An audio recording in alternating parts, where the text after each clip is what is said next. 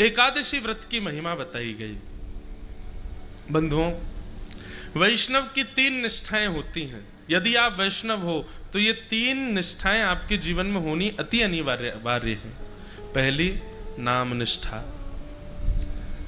नाम नित्य जपा करो, चाहे कुछ हो जाए। मैंने एक दिन अपराध बताया था ना, अगर आप नाम जप से अधिक किसी अन्य क्रिया को मानेंगे तो ये अपराध है। नाम जप सबसे श्रेष्ठ है, इसलिए नित्य नाम जप जरूर किया करो ठाकुर जी का। सुबह करो, रात्रि में करो, चलते फिरते उठते बैठते कहीं भी करो। मंत्र का विधान है कि वो एक जगह बैठ के करना चाहिए, पर नाम तो आप अनवरत कभी भी कहीं भी बोल सकते हो, उसमें कोई दिक्कत नहीं। नाम जप, ये पहली निष्ठा है। दूसरी निष्ठा, तुलसी। या तो आपके कंठ में तुलसी हो या आपके अंग के कहीं भी, वैसे तो सबसे ज्यादा श्रेष्ठ गले को ही माना, कंठ में तुलसी का स्पर्श होना चाहिए। ये दूसरी वैष्णव की निष्ठा है। कंठी जरूर पहनो गले में, लेकिन फिर उसके बाद याद रखना, दूषित नहीं खा सकते आप कुछ भी। या तो ये प्रण ले लेना कि हम कुछ नहीं खाएंगे और कहीं और यदा कदा कभी चल जाएगा, कोई दिक्कत नहीं, तो कंठी उतार देना, मत पहनना। उसको पहनो तो फिर पूर्णता से ये बात निश्चित कर लेना, कंठ में जो जाए वो शुद्ध ही जाना चाहिए। और तीसरी निष्ठा होती है वैष्णव की एकादशी व्रत की निष्ठा। एकादशी के दिन बंधुओं अन्न में पाप का निवास होता है, इसलिए उस दिन अन्न का सेवन करना शास्त्रों में वर्ज्य बताया गया। परंतु 60 वर्ष से ऊपर के वृद्ध ज्यादा हो गए हों या बहुत छोटे बालक हों और अत्यंत रोगी व्यक्ति यदि घर में हैं तो उनको व्रत ना करें तो चलेगा।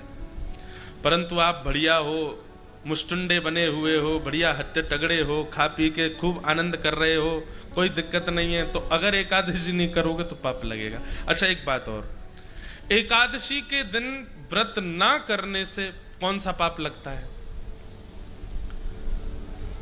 आपने जितने अपने पूर्व के पापों को गंगा स्नान से, तीर्थ यात्राओं से नष्ट कर दिया है, वो नष्ट हुए पाप पुनर्जागृत हो जाते हैं एकादशी के दिन अन्न सेवन करने से। समझ में आई बात?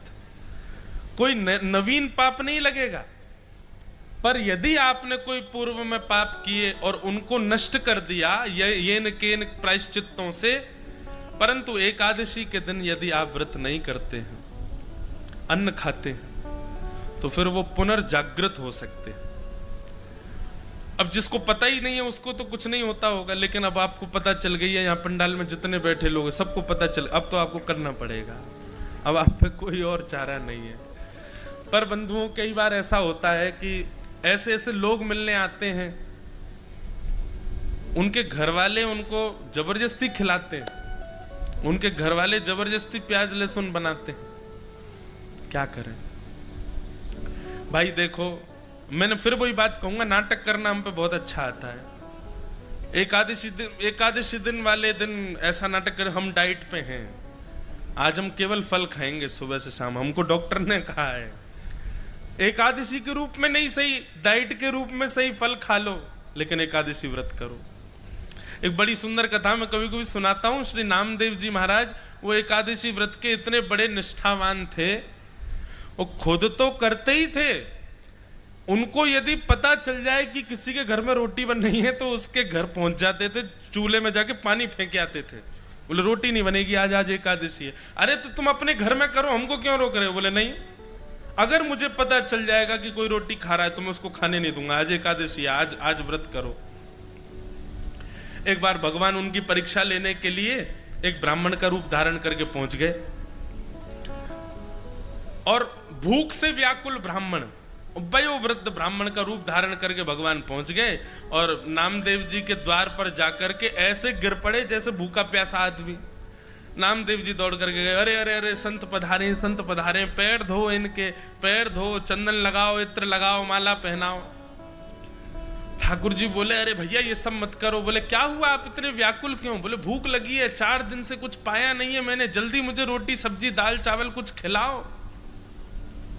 नामदेव जी बोले आज तो एकादशी है, लीजिए सेब खाइए, केला खाइए, अमरूद खाइए, सब बढ़िया सुंदर सुंदर फल पाइए, भगवान रोटी तो नहीं मिलेगी आज। अरे कैसे आदमी हो तुम? तुम्हारे द्वार पर भूखा प्यासा व्यक्ति आ गया, तुम उसको रोक रहे हो, नहीं चाहिए फल वल नहीं खाने मुझे, भाई रोटी की भूख लगी है, दाल चावल खिलाओ। नामदेव जी बोले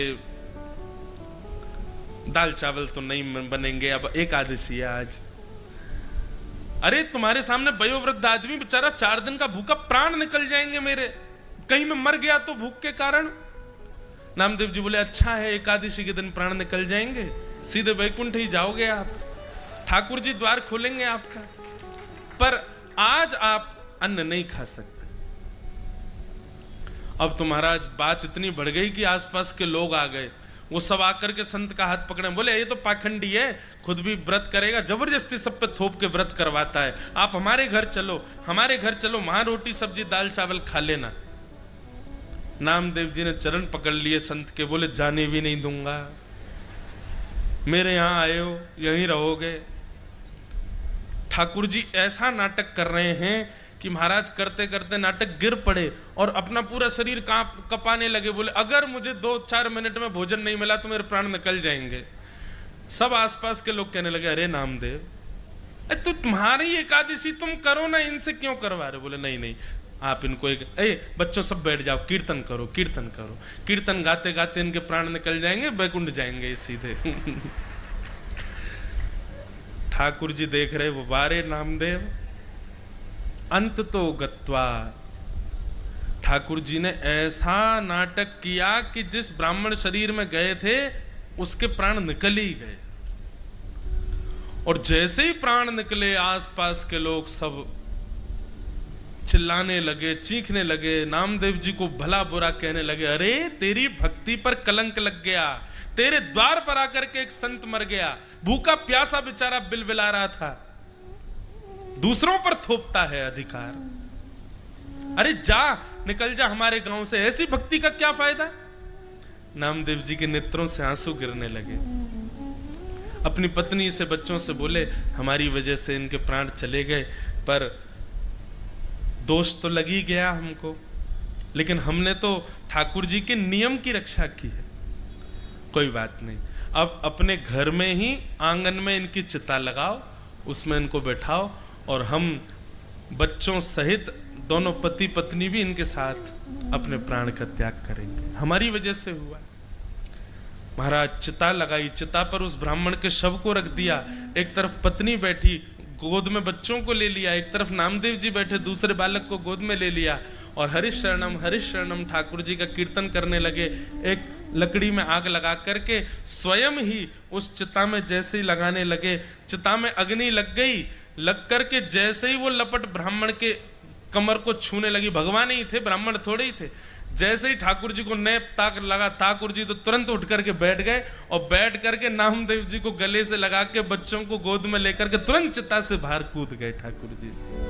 सब देखते रह गए, और देखते ही देखते वो ब्राह्मण साक्षात पंडरीनाथ श्री विठ्ठल भगवान के रूप में प्रकट हो गए, और नामदेव जी को अपने हृदय से लगा करके वहां से अंतर्ध्यान हो। सब बोले अरे ब्राह्मण कहाँ गया?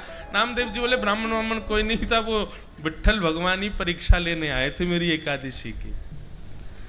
तो एकादशी जो है बंधुओं, ठाकुर जी को कोई फर्क नहीं पड़ेगा कि आप व्रत करो मत करो, पर उस दिन अन्न में पाप का निवास है, इसलिए शास्त्र आज्ञा करते हैं कि व्रत करो।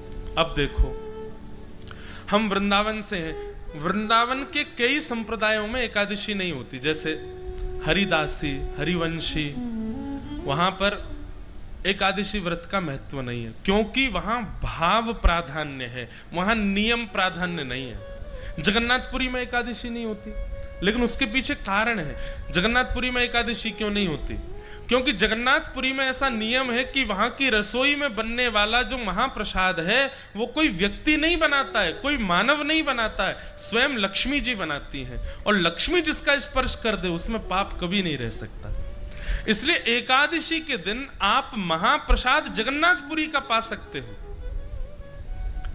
अगर आप जगन्नाथपुरी में हैं एकादशी के दिन, तो बाहर पाओगे होटलों पे तो आपको पाप लगेगा, लेकिन मंदिर का प्रसाद आप पा सकते हो, उसमें कोई दोष नहीं। ठीक वैसे ही वृंदावन के कुछ प्रणालियों में कई संप्रदायों में एकादशी का विधान नहीं है, क्योंकि वहां भाव ऐसा है कि कल दशमी थी, कल ठाकुर जी का भोग लगा, तो उस समय अन्न जब प्रसाद था तो आज एकादशी होने पर वो प्रसाद में पाप कैसे आ गया, वो इस बात को स्वीकार नहीं करते।